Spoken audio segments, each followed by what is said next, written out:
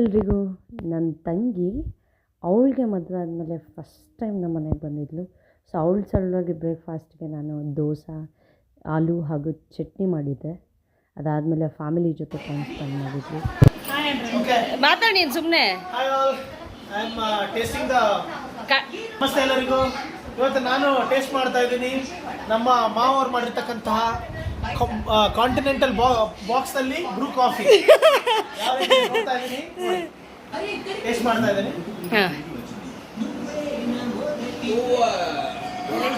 ಸೂಪರಾ?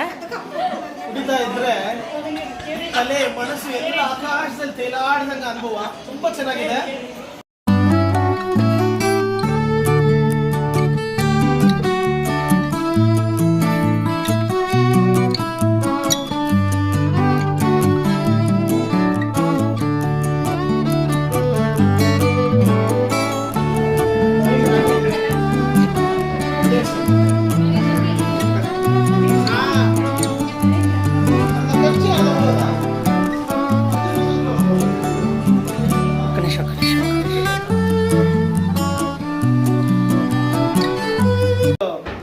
Sister ಮತ್ತು ನಮ್ಮ ಭಾವ ಡೆಲ್ಲಿಯಿಂದ ಬಂದಿದ್ದಾರೆ.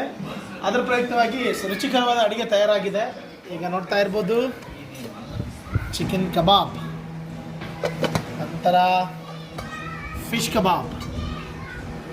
ಸೊ ಈಗ ಬಿಸಿ ಬಿಸಿ ಆದಂತಹ ಆಂಧ್ರ ಸ್ಟೈಲ್ ಬಿರಿಯಾನಿ ರೆಡಿಯಾಗಿದೆ ನಮ್ಮೆಲ್ಲರಿಗೋಸ್ಕರ. ಇಲ್ಲಿ ಸ್ವಲ್ಪ ಆನಿಯನ್ಸ್, ನಿಂಬು ಇದೆ.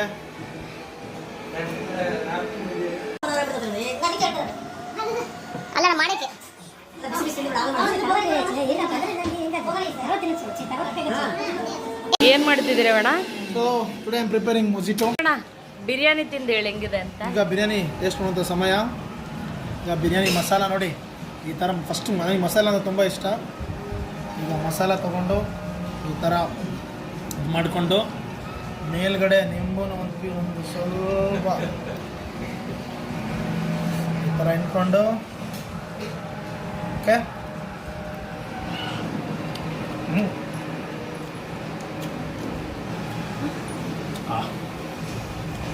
ಸೂಪರ್.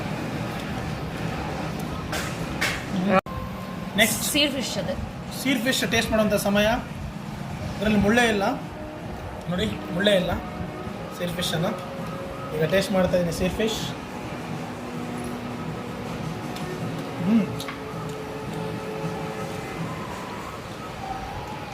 Super, thank you. ಈಗ ಆಂಧ್ರ ಸ್ಪೆಷಲ್ ದೋಸಕಾಯಿ ಚಟ್ನಿ ಮತ್ತು ಪುದೀನ ಚಟ್ನಿ ತುಂಬ ರುಚಿಯಾಗಿ ಪ್ರಿಪೇರ್ ಮಾಡಿದ್ದಾರೆ. ಆಲ್ರೆಡಿ ಟೇಸ್ಟ್ ನೋಡಿದೆ. ವೀಕ್ಷಕರಿಗೆಲ್ಲ ತಿಳಿಸೋ ಸಮಯ ಬಂದಿದೆ. ಈಗ ಯಾವ ರೀತಿ ಅಂತಕ್ಕಂಥ ನಾನು ನಿಮಗೆ ತೋರಿಸ್ಕೊಡ್ತೇನೆ. ಈಗ ಒಳ್ಳೆ ದೇಸಿ ಘೀ ತೊಗೋಬೇಕು. ಇದ್ರ ಮೇಲೆ ಈ ಥರ ನೀಟಾಗಿ ಹಾಕ್ಕೊಂಡು ಈ ಥರ ಕೈಗೆ ಈ ಥರ ಅಂಟ್ಕೋಬೇಕು. ಘೀ ಅಂಟ್ಕೊಂಡು ನೆಕ್ಸ್ಟು ಪುದೀನ ಚಟ್ನಿ ಟ್ರೈ ಮಾಡೋಣ. ಫಸ್ಟು ಈ ಥರ ತೊಗೊಂಡು ಮಿಕ್ಸ್ ಮಾಡಿಕೊಂಡು ಈಗ ತೊಗೊಂಡು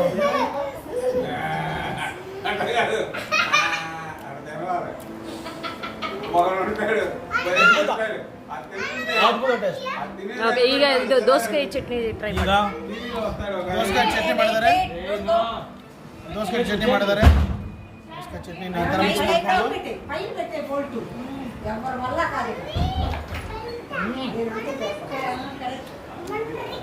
ಸ್ಪೈಸಿ ಪಂಚ್.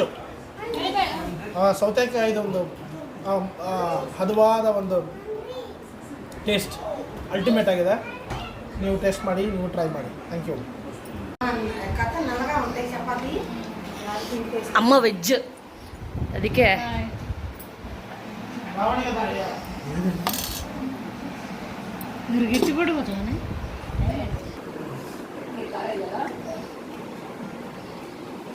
అమ్మాయికి రైస్ పెరుగు